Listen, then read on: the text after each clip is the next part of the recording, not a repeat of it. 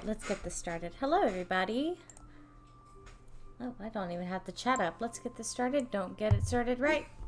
What do we say? It's not a stream if I don't fuck it up in the first 10 seconds. Hello, name pending. That's a great name. Hi, name pending. Lixon, Xavier, welcome, welcome, welcome. Been a while since I've been here. I also did not take time to do audio checks for myself at all, as I do, so let me know if I need to turn my mic up. Hello, Pancake. Thank you for coming in to mod this evening. I appreciate you. Zombie Sleuth, Compulsive Liar, good pun. Hi, Eric. Hello.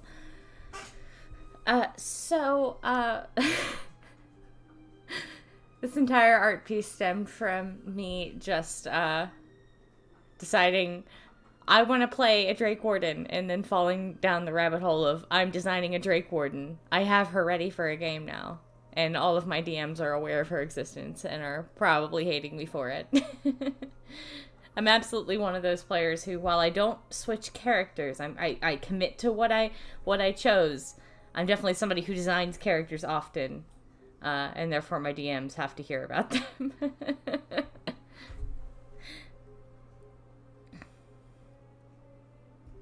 So, I did want to talk about how I got to this point, because this is very different from my normal process.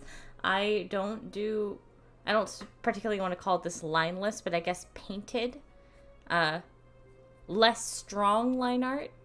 Much more about rendering shapes than actually drawing lines. I don't know, it's a style I've talked about, I think, pretty much since I started streaming as an artist, is that I have a lot of respect for digital painters and people who can, well, paint in general, honestly. The idea of carving a face out of a couple blobs of color is really, like, mind-blowing to me still. But I think I found a way that I can achieve the look I want and still build off the artistic knowledge I have. So I wanted to go a little bit through the process and then actually show you the two earlier iteration of, I guess, this character? More the design, really. I have a lot of designs I just kick around and color palettes I play with, especially with tieflings. So, is this it? Here we go. So, the way I started this is that I just did my sketch as normal. I sketch in, like, a light pinkish color. And if any of you guys listening are familiar with Paint Tool Sci, which is the program I'm using before anybody asks, hold on, you're going to hear the Windows noise probably, because I think my tablet driver decided to turn off. That it did. Should be good. Oh. Yep, okay, we're good. Alright. So I normally sketch in this kind of really dark pink color. I don't know. Just choose a color. This is just what I've preferred lately. And then once I had a very rough sketch, as you can see, like, there are still, like, indicator lines for how I mapped out her eyes, and just mess everywhere. This scribbles everywhere. Her hair's not even, like, drawn all the way. Her ears are in the wrong spot, and I repositioned them later. So what I did was, if you use Paint Tool Sci, if you go into Layer, the Layer tab at the top, unfortunately I don't think my screen capture will capture this, so I'm just going to have to talk. Hit Layer and then go Luminescence to Transparency, and that just takes all the color out. It's also how you can fix it if you accidentally colored on the wrong layer and the pixels you are trying to get rid of are white. I learned that trick, and I wish I'd known it sooner, because that would have saved my life. But basically, once I did from there was once I turned it all gray and translucent. See how you can still see the color through. I just turned it into a grayscale, added some I lowered the opacity. That's all it did. I'm gonna move that, because then I went into I clipped a layer down, so I made a new layer and clipped it down, added the color variations I wanted to play with some lighting that was cool toned to warm toned, like somebody sitting by a fire. So Once I had that done, I threw my colors down, and then I had this with some like very basic shading I threw down, and then I did like her golden freckles, and I took this, plopped it onto a bigger canvas, blew it up, and then I started, I understand that this is a big jump from that to this. I just started selecting colors with my brush tool and smoothing it all together. Don't know how much sense that made. I tried. I don't know. This is a learning process as I go. This actually pertains to the first question that I got for today. That was what book I was super excited about recently coming out, like with examples of like Tasha's or Grim Hollow. Fizban's Treasury of Dragons I was super stoked for. I'm a the reason I got into Dungeons and Dragons, like a very large reason, was because I love dragons, and have since I was a kid. And when I first started, I guess, learning the lore, and I first started looking into the game, the first thing I did was I looked up the monster manual, and I went and read all of the dragon lore in the monster manual, and was like, okay, I'm sold. This shit's cool. So I was really happy to see an expansion on dragon lore. But as soon as I found out about the Drake Warden, I was like, no, I need to play this. I want a baby dragon. I want a tiny dragon, damn it. So that's pretty much all this is, was just me being like, I want a small dragon. But yeah. I thought I had more to say than that. Didn't. Cool. It's fine. Everything's fine. But yep, I just smoothed a bunch of lines out, added colors. I'm trying to stick to the color palettes I set down with the lines, which will be an interesting transition once we get into, I guess, from the dark blue into the red and it starts turning into purples like it did here. I also made some design changes on the fly. I had to like fix her leg because her like femur was way too long, and I had to fix her foot because like realistically he'd be a lot closer and her foot wouldn't be under him. And I'm not sure if I'm going to keep her tail here or if I'm just going to put the cloak entirely on top of it, because then it gives the cloak a weird shape. I just really wanted to draw the big fluffy tail.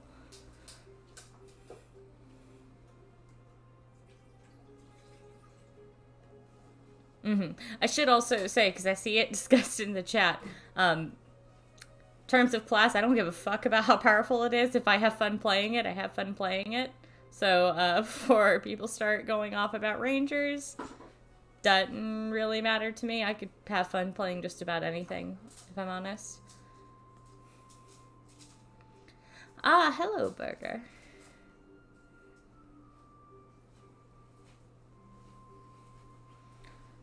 Alright, so I don't know how much of this I'm going to get done. I want to get some done, at least.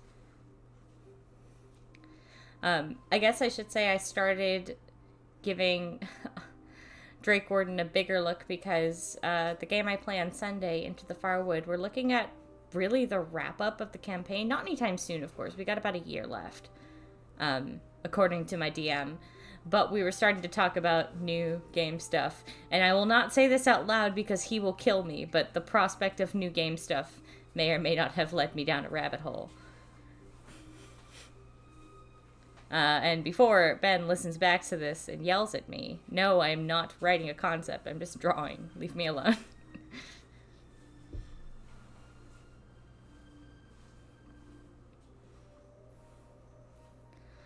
Hello, Stray Bard. I am good. How are you?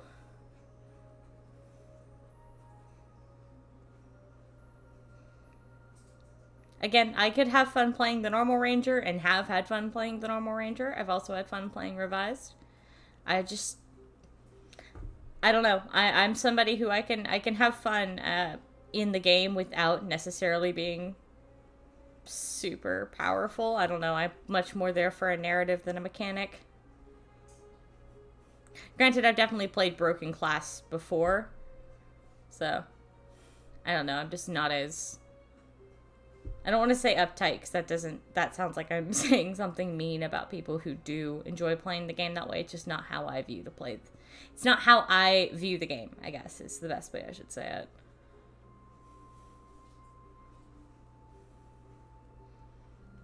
Alright.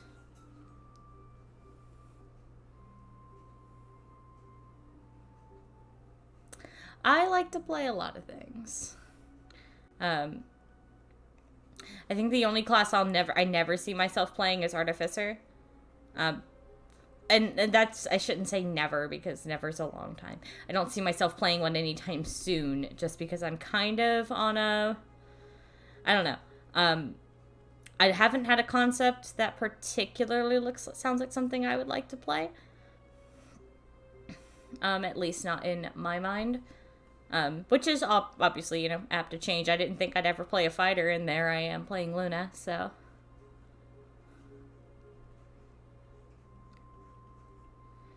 Never say never, I should say.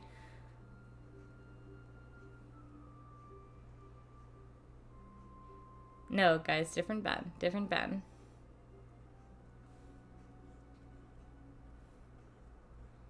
Actually, the Ben that DMs Into the Farwood is on Twitter now. He started putting his maps out for you guys to see. He put out a couple of the Farwood maps. I believe he put out the Asylum and I think the Sawmill. Not that you guys have seen the Sawmill yet, but Sawmill he put out, I'm pretty sure, was also the one from the story. It's pretty spooky. Speaking of Farwood, it is coming back. Do I have a favorite class? Oh, ooh. Well, I love druids, I think. If I had to pick one that, like, I'm gonna play this forever, I play a lot of druids. But I also love warlocks, so it's really stuck between them. I feel like I can do a lot with them with how I typically play.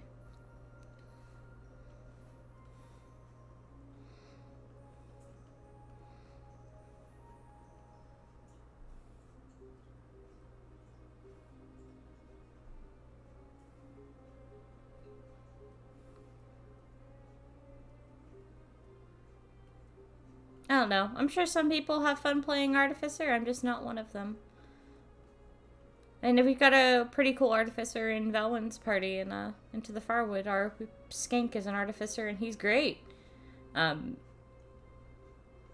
Just not really my cup of tea, I think. I don't know. If I wanted to be a magical inventor, I don't think I'd play D&D for that.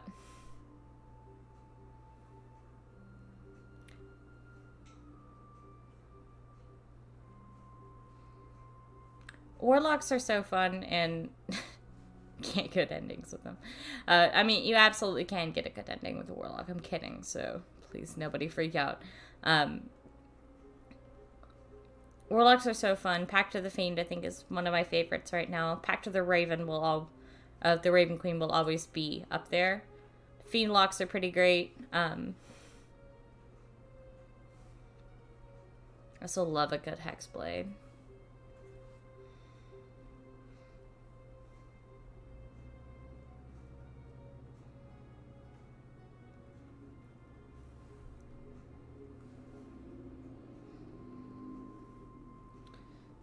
Okay, do you have any art tips? I'm not sure what you mean by tips. Need to know, like, exactly what you're doing. I don't know. When I don't do a lot of art challenges for myself. Like, I'll decide I'm gonna try doing this, but I guess what I'm doing right now is technically a 1-layer challenge. I mean, well, technically, I have a few layers that aren't, but they're touch-up layers and they don't count. That's what I've decided. I also don't know what medium you're drawing with.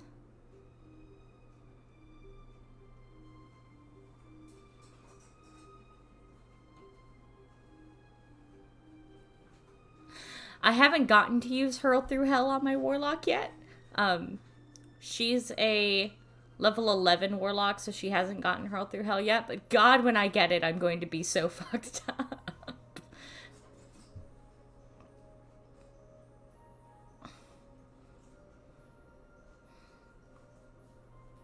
This braid is just getting quite demented towards the bottom, ain't it?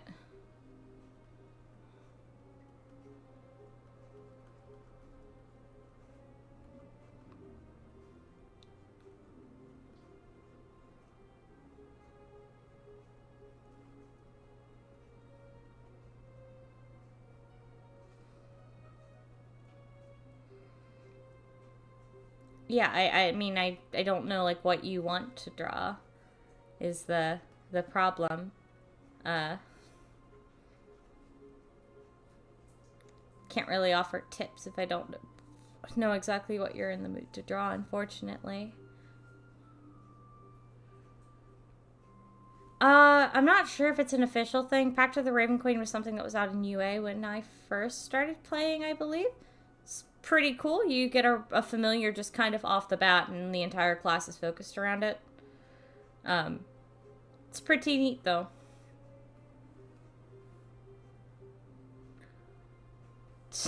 Invisibility, so nobody will talk to me. How's that for a superpower? I don't know. I'm too afraid of heights to fly. No, I know I want my superpower to be the ability to reach something on the top shelf without a ladder. Just like Elastigirl syndrome, you know, I can just reach my entire arm up there and stretch it out. I'd love that. It'd make my life a lot easier.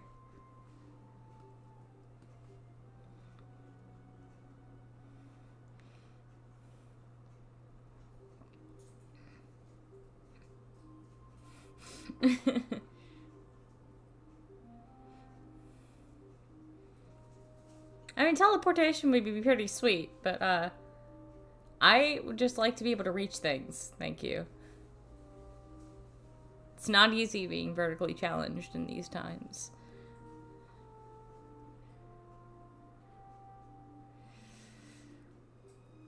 Oh, which one? Most different? Nia. Mostly because I've never played a character that's so at conflict with the party before. If you don't know, I play on another live show called The Scales Above over on Twitch. And I play a fighter in that game named Nia. And I'll pull up her artwork real quick. She is a half-elven fighter. She used to be a warlock sorcerer multi-class, but then things happened to her over the course of like 2.5 seasons. So she is not that. She is not those things anymore. She is a broken child, rabid dog. That might be a this is her stat card. And I think she's probably the hardest. Like the most different from what I play, because I've never played a character that is actively working with the big bad. Like, all the players know, the audience knows, but Nia is actively working with, our enemies. Even the party is aware to some extent. They're just trying to get her to, you know, not. It's a very fun character arc, but it's definitely very different. I've never played anything before. Yeah, both my live girls are fighters. I mean, soon I'll be playing a character that technically isn't a class, because I don't think that's how World of Darkness works. Oh, did I say that out loud? Oops. You'll have to stay tuned for that one. Actually, I think it's been talked about on Twitter before. But someone is running a World of Darkness game that I will be joining, and I'm very excited about it, because World of Darkness is super fun.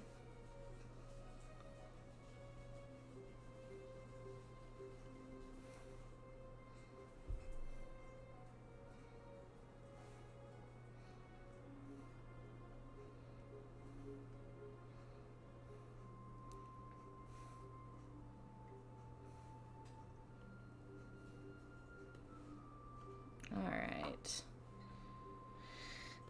Nah, not when you're just a normal human just trying to survive the horrors.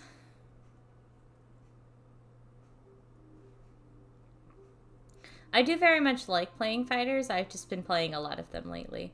Um, Nothing against them, of course. I like playing a fighter. Um, just probably should play something else just so I don't get bored. I think that's why I've been looking at Ranger so much, because I feel like I could have a lot of fun doing like a Ranger Rogue build. I typically lean towards utility in my games anyway. I like just having a lot of shit that I'm good at. So I lean towards being skill monkeys a lot. I guess if we're talking favorite class, I really love playing Blood Hunters. Blood Hunters are so fucking fun. I play one right now every week with my friends. It's a private game. But I post about her on Twitter pretty often. Most of the time it's me being like, oh god, Pyrrha's dying. And then it's like, oh nope, she survived. It's fine. We have a running joke that Pyrrha is always on Pyrrha's always on death's door. And we just found her dad, and like half the party is like, please tell your daughter to stop being insane because she's gonna get herself killed.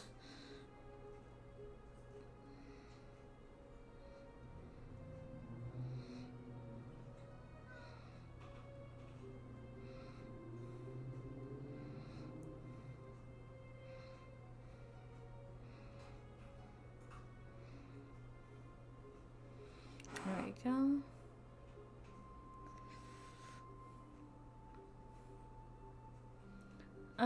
Character arc. Ooh.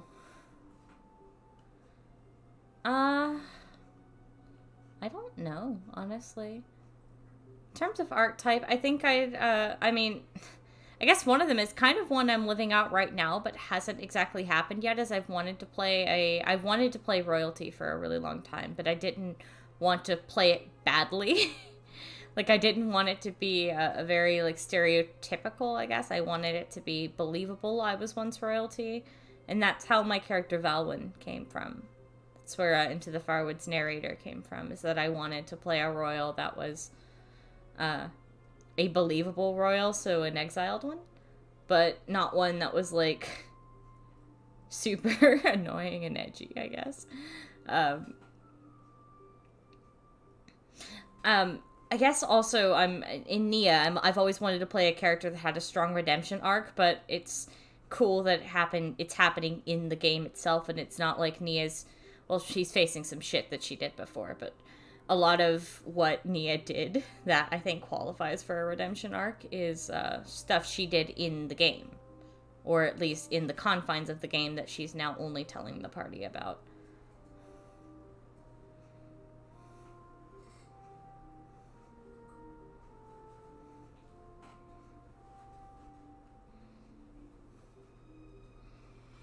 Alright.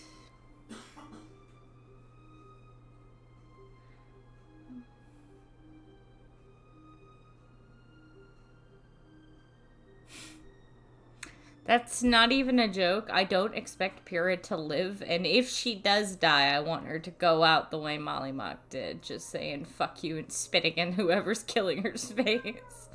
That's exactly how she'd go.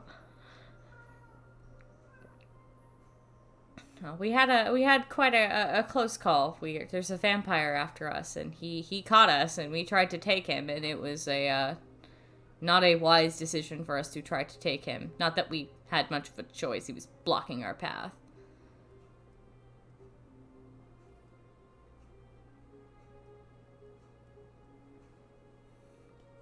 Oh, I do love playing bards. The the royal I've been playing, the one I was talking about, she is a warlock bard multi-class. She is a College of Eloquence bard, which is the best bard. Don't at me. It's just the best one. Sorry that you're wrong if you disagree. The ability to not be able to roll below a 10 on a lie is all I need to be like, yeah, no, you're gonna make a perfect politician.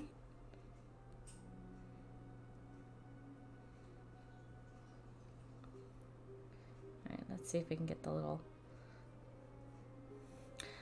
I get such joy out of drawing this little fluffy tail. I don't know why I do. I just do. There's just something so delightful about the little ball of fluff that is this tail.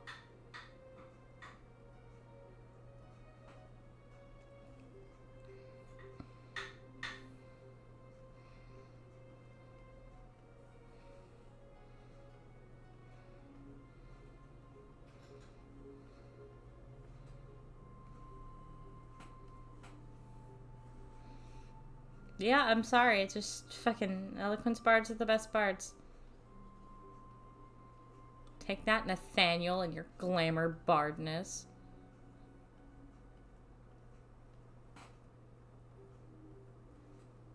Renee is the better bard.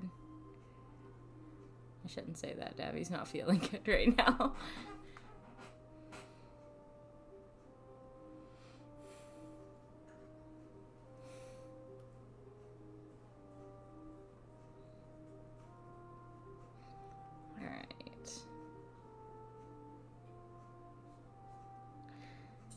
Yeah, no, Nathaniel is not the best bard.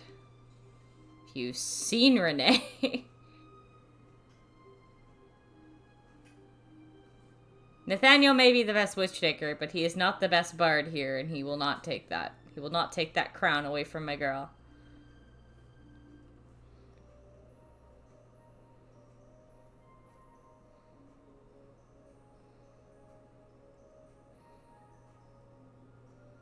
Should clip that and send it to Davy. That might invoke more cursed images.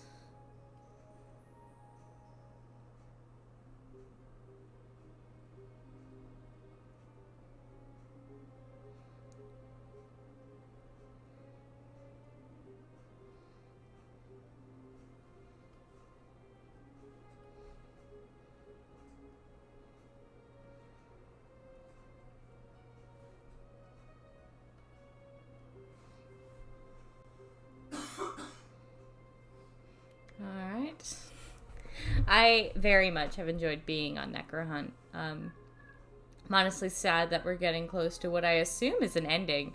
Gonna be honest, I'm not really sure. Oh, Jesus, that was loud. Go away. Pinterest, I don't need you right now. I don't actually know how close to the end we are, but it feels like we're reaching a finality of some kind. At least maybe with Mirth? Maybe? I don't know. It's scary, though. Just, I've had so much fun. The cast is great. Joe's an awesome DM. Definitely need to play with Cammy again, because she's just very fun. I like how me and Cammy bounce off of each other. Let's see.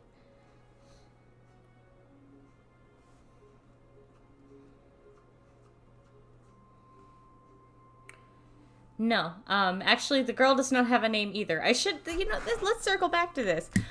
This character design, at least, is old as heck, and by old, I mean I drew it, like, I think in August last year, which is weird thinking about, because the art I drew for it is so drastically different that I honestly thought it was from 2020 and not 2021. But, here's the first iteration, which was drawn in 2021. It's not bad, don't get me wrong. I'm not calling this bad. I'm just saying it's different. It's very reminiscent of the stuff I was doing in 2020. This year, I made a very conscious effort to shift my content, and shift how I draw, because I wanted to do more stuff like this. I wanted something softer, and a bit more, not realistic, but painted. I wanted something a bit more illustrative, I guess. Colorful and less anime is the bottom line, I think. I wanted better proportions. And this was the second iteration of this character, because once upon a time I was going to be on Mercs of Mischief, and then my schedule completely fucked up and I kind of had to flake. And I'm sorry, Mercs. I'm really sorry. I know, I'm pretty sure we're good, but I'm sorry, Mercs of Mischief. Please don't be angry with me. I really would have loved to play in your game. But this character was made for that. I wanted to explore a dark-skinned, dark-haired tiefling with like one high contrast trait, and I had chosen that to be gold freckles and gold eyes, which this character will have, like big gold eyes.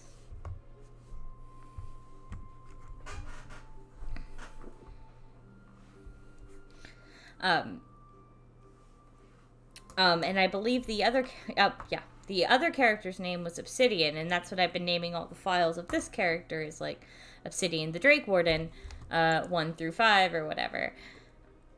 One sec, I need to turn on my drivers. But the Drake does not have a name, and I don't trust the chat to name it, because I learned the last time. And that's how, what did we end up naming the Reaper? Was it Jeff? We named the Reaper in Subnautica something when I was streaming on Twitch, and I made the mistake of letting the chat name it, so I'm just not making that mistake again. But he will have a name if I end up playing this character, which maybe if Ben lets me, Ben, if you're listening, if he lets me play this character. All kidding, of course. I don't know. I do have her as like a list. Greg. We named it Greg. That's it. Named the freaking Reaper Greg, because you guys loved watching me cry. The amount of people that got joy out of watching me in tears, like, upsets it. Not really upsets me. It's just a little unnerving. The amount of people that were just so delighted to see me afraid for my life over a video game.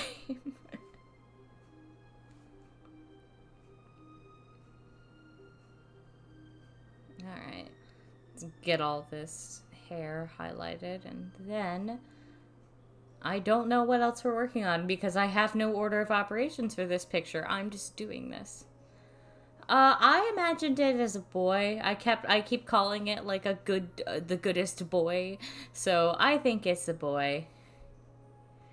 I don't know. Or it could, who knows? Maybe drakes are like most lizards and they're really hard to tell the gender because, organs. So maybe it's a they. Let's be inclusive and call them a they. They're the goodest NB. It's fine.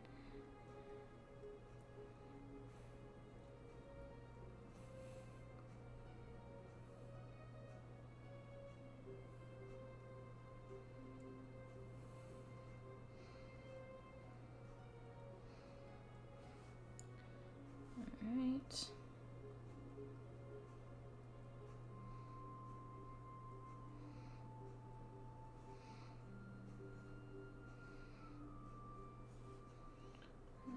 Let's get some darker.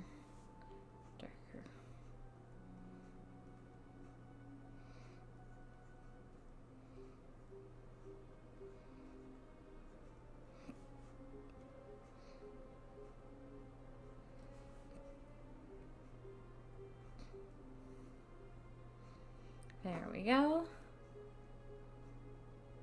Just a big, good Drago. He does not have a name. They do not have a name. I have not named them, and I don't think I'm allowed to name them, or I will get attached to them, and then you will all be responsible for Ben, my DM, who I might be making, might have imagined this character's game. The person who runs the game that I may have imagined this character for. He will yell at me for making a character a year in advance, so please don't put me through this.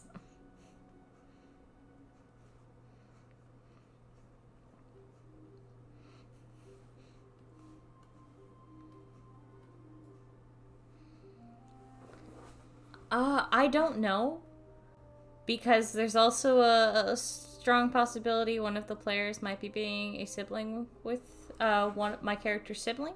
So I kind of got to talk that over with him. Honestly, when I look at her, though, I kind of want to do my Italian. Or just completely rip off of Jester and be Romanian. Just because now, like, that's an accent that, like, works really well with tieflings in my head.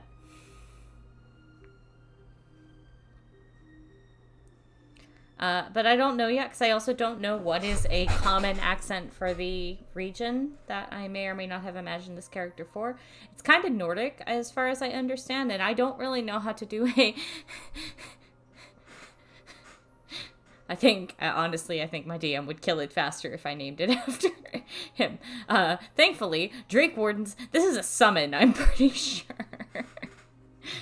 Not that I'll be happy if my Drake goes poof, at least. I don't think it's a permadeath.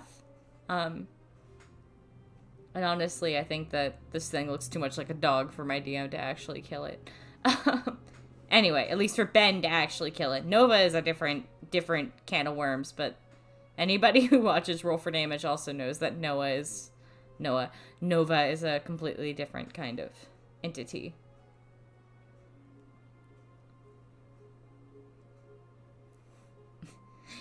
I like Jester's accent too, but I struggle to do it. I can hold it for a decent amount of time. Thankfully, if I ever play this character, it'll be in the comfort of my own group with my own friends and nobody watching. So I won't have as much judgment. It's a fun accent to do. It's just not one that I can stick to really well. I somehow end up always going like a weird light Russian with it.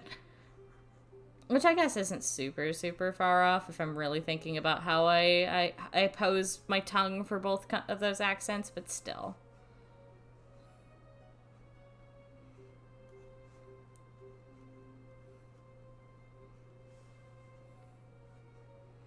Well, if I die, then, you know, that's a different problem, to be fair. If I die, that's a whole, well, shit, I need to write a new character kind of problem.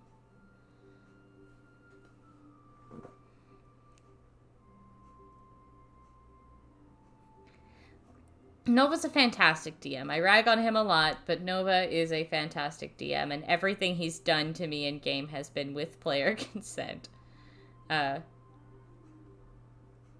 Honestly, I really like how he's ran Nia's redemption arc. I like the obstacles that have been put in my way as Nia that have made my decisions more difficult.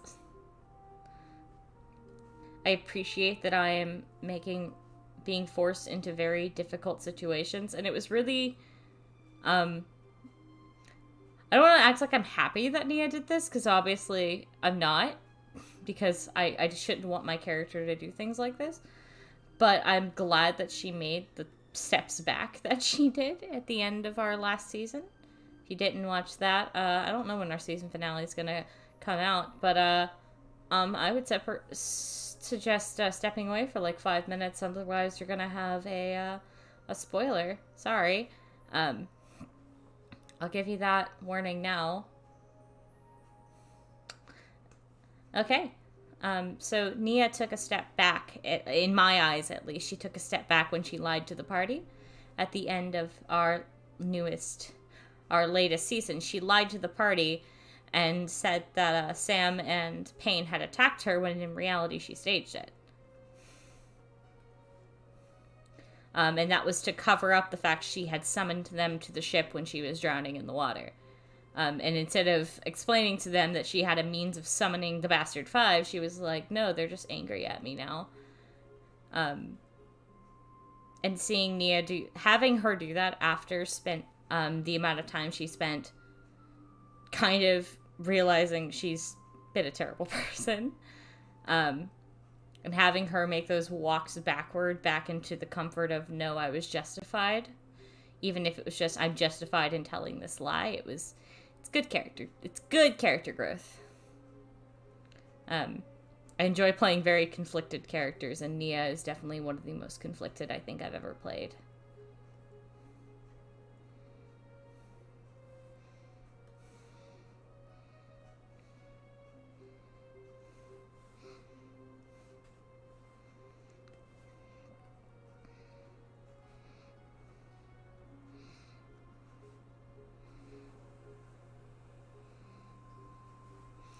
Oh dear. Trying to do this cool thing with the tail being kind of like wrapped up in the cloak, and it just doesn't want to play out the way I want it.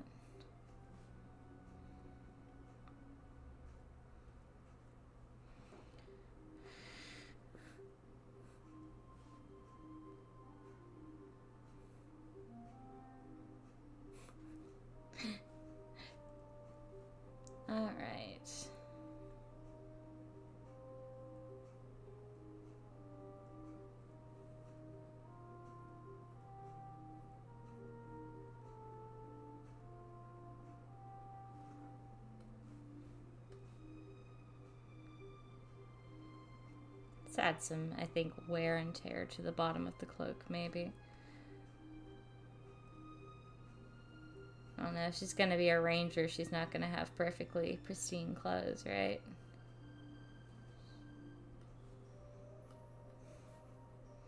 I very much like that I can just put a bunch of holes in this and, like, cover it up a little bit, and then it looks pretty okay.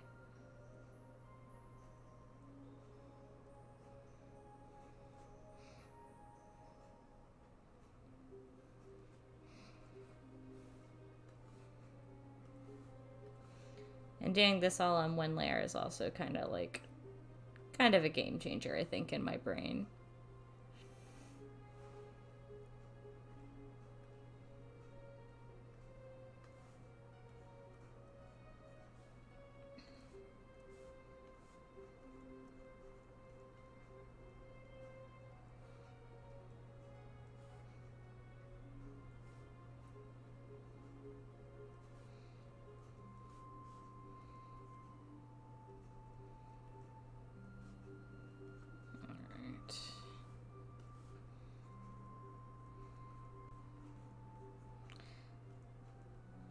We'll speak in just a minute, guys. Sorry.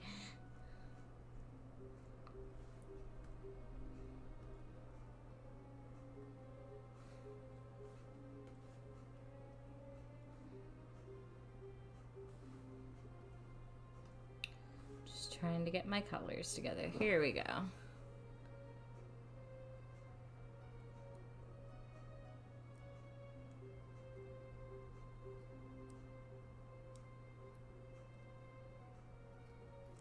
Oh yeah, guys, scales is over. Scales above, spoilers is over. Sorry. It's fine. Everything's fine. Spoilers are done. Hopefully we'll be coming back on Scales soon. I can't wait for the next season.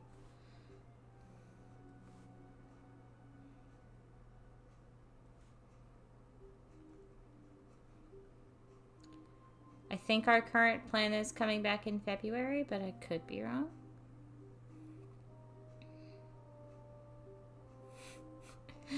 Something tells me that's probably where a lot of these tooth holes came from. I don't know. Clearly this is a needy little baby. You know, just the need to be up in her face all the time. So, yeah, something tells me that he's probably the reason all these little holes get formed. Honestly, I just look forward to the time where this thing can turn into a mount. It gets wings and can fly. Granted, I can't be on it, but it can fly. I can ride it.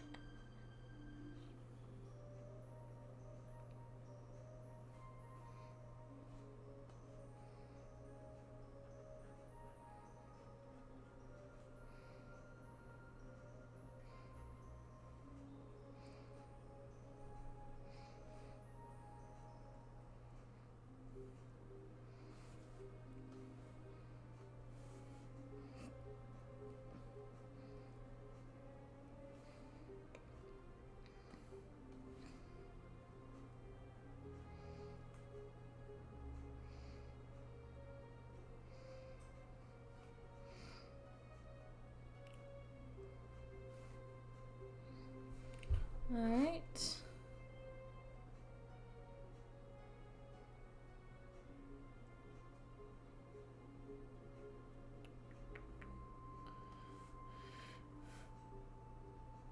Sorry, most of the stream is going to be me figuring out how the hell to do this.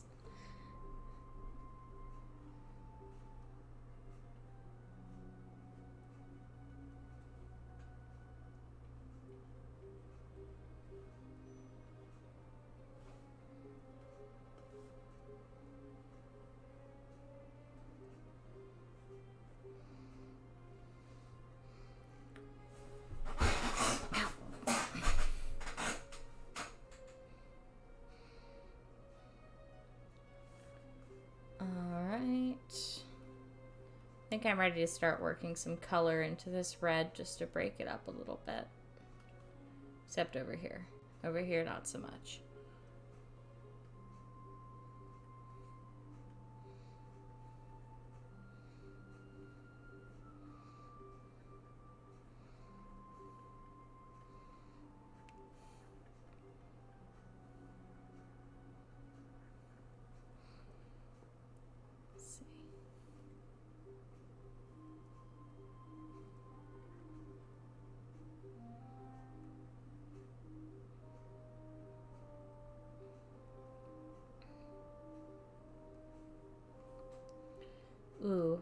Multiclassing is really fun. I am currently about to multiclass my Blood Hunter, actually, into a ranger. I'm going to be taking, hopefully, the goal is to take 3 levels of ranger and become a Gloomstalker and mix that with all my Order of the Lycan traits. I'm our stealther in this party. I'm the only person with any, really any useful stealth. I built Pyrrha to have a lot of rogue-like elements to her. I traded out like one of her languages for Thieves' Cant. She's stealthy and she's got a pretty high sleight of hand. So it wasn't a huge leap. I was thinking I was either going to take her into Scout Rogue or Gloomstalker.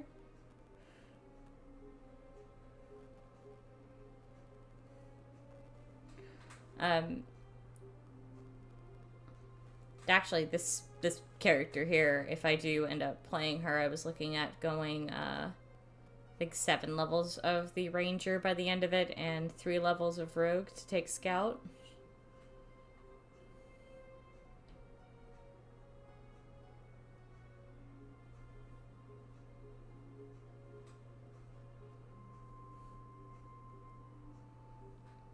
Multiclassing is just fun. I like just having new shit to play with.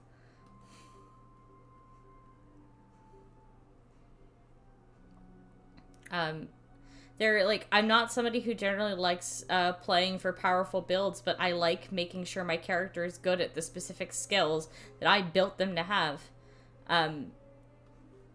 Valwyn, my warlock, she's just a fucking extremely efficient liar. She's just really good at lying. And now, by the time I have all of my College of Eloquence stuff, I won't be able to roll under a 10, and I'll have a plus 15 to Deception.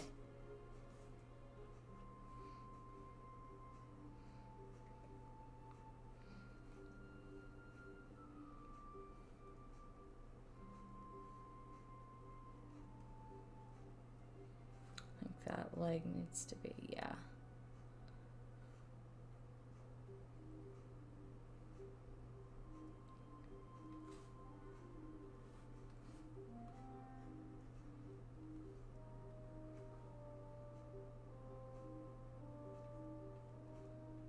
I'm probably gonna do the pants off camera, so I don't even know how to tackle that, but let me finish the Drago.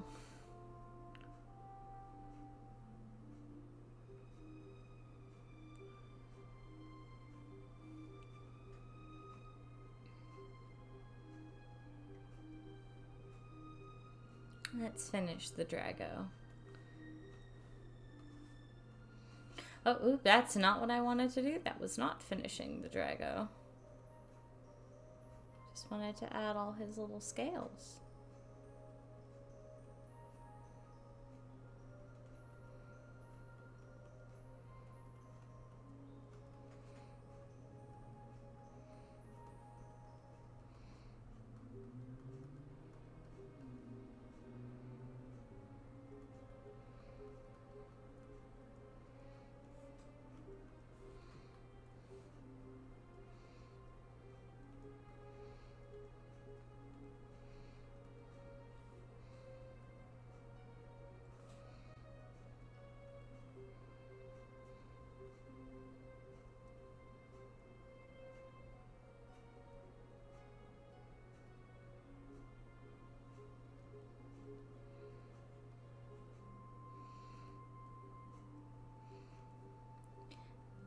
I don't think I said this before, but I meant this to be a silver drake.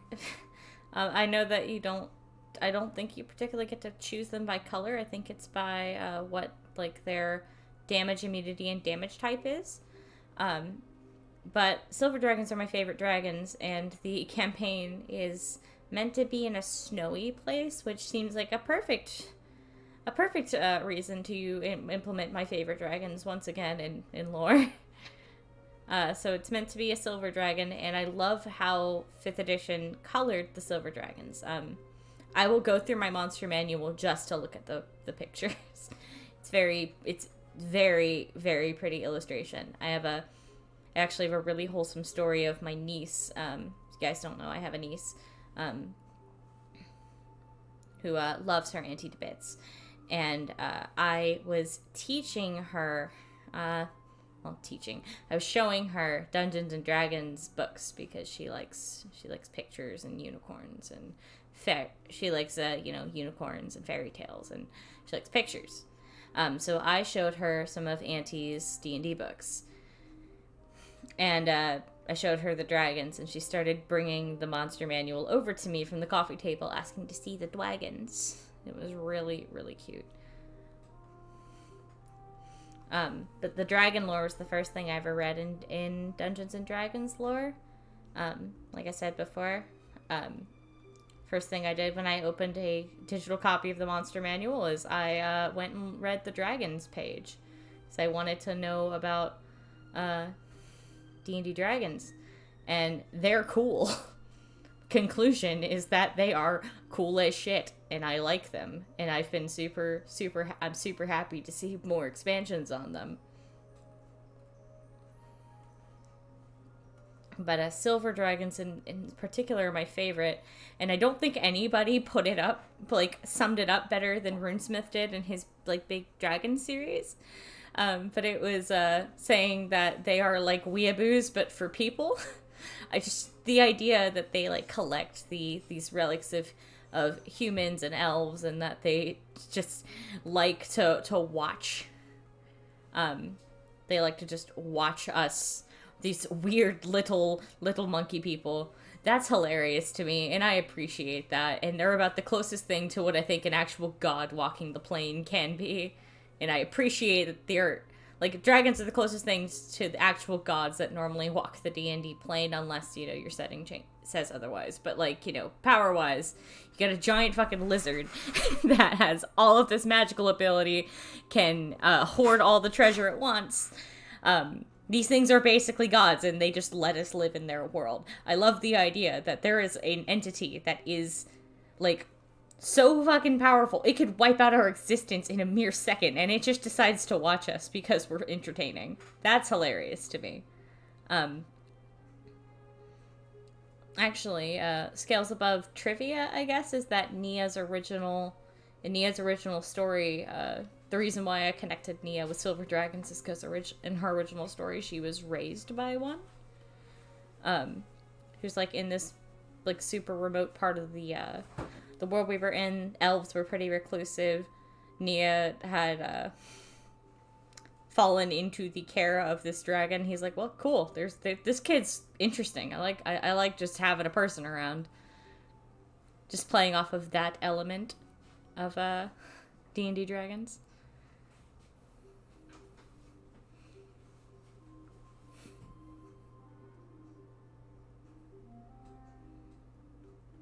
Alright, we gotta finish making the Drago shiny.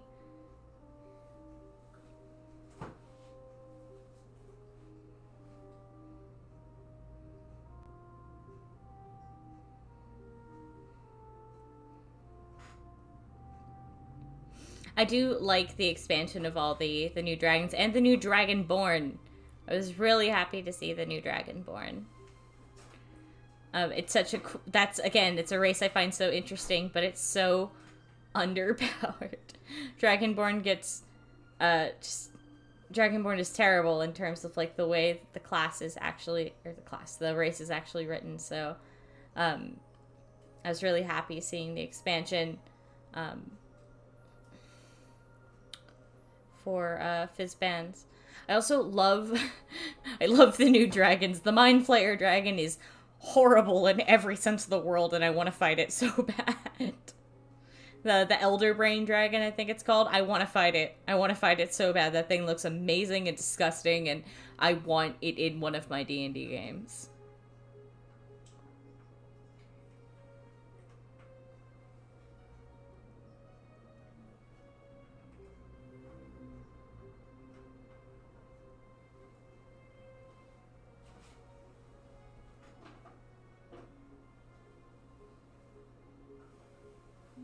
Alright. So we've got a very silver Drago a partially painted tiefling, and the rest I think I'm going to do off camera when I can be a bit more experimental. Alright.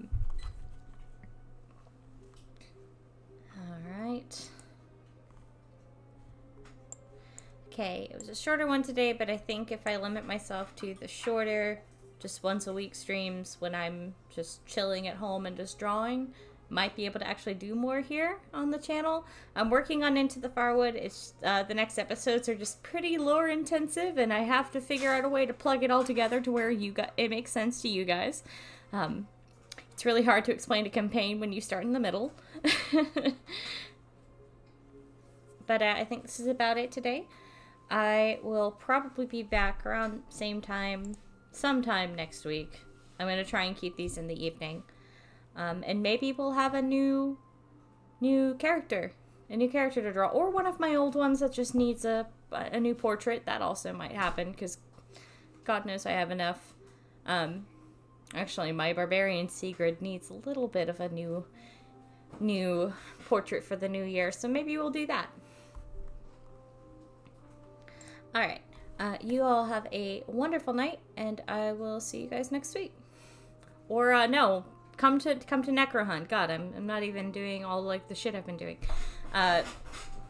If you're interested in what I've been doing off the channel, because I know I'm not great about announcing it here, I play over on Necrohunt with JoeCat over on his Twitch, twitch.tv/JoeCat, where I play Luna Icewind, a big badass Echo Knight barbarian.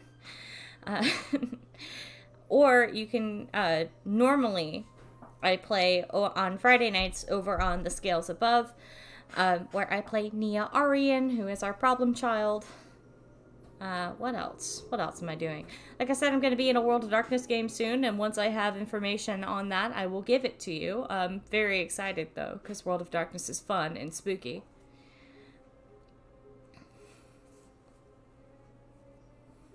Yes, watch the most recent episode, because we had some revelations as a party. We finally got to sit down and put some things together, and Lord, if we're right about what we might be speculating, we're in danger. The entire Lustrious Expanse is in danger. But yeah, I will see you guys next week.